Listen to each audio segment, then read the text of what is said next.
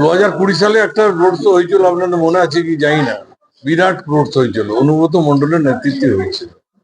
এখন পুরো core committee সবাই একসাথে আমরা বসেছি, সবাই দায়িত্ব নিয়ে কাজ করছি এবং নিশ্চয়ই তার অভিজ্ঞতাটা আমরা কাজে লাগাচ্ছি।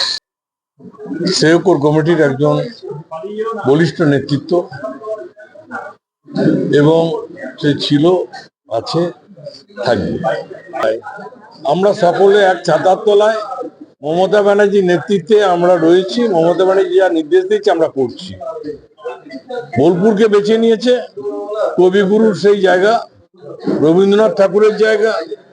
এখান থেকে যারা বাংলা ভাষাকে ঘৃণা করছে, বাংলা ভাষার বিরুদ্ধে যারা জিহাদ ঘোষণা করছে, যারা বাংলায় কথা বলে তাদেরকে বাংলাদেশি করছে, সেই লড়াইটা মমতা ব্যানার্জি 21শে জুলাই এবারে ডাক দিয়েছেন এবং তিনি বোলপুর থেকেই তার শুভ সূচনা করছেন। সুতরাং দেখুন, কেষ্টমন্ডলকে দেখা যায়নি এবং কেষ্টমন্ডলকে ছাড়া মমতা ব্যানার্জি চলতে পারবেন না। সুতরাং ওইসব নাটক আমাদের শুনিয়ে লাভ নাই।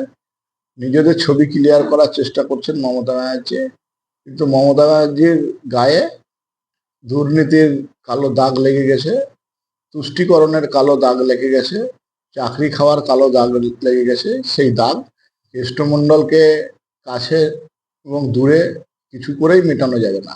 এখন কেষ্টমন্ডল রাগ করেছে বোধহয়, সেটা মেটানোর জন্য বোঝাতে আসছে।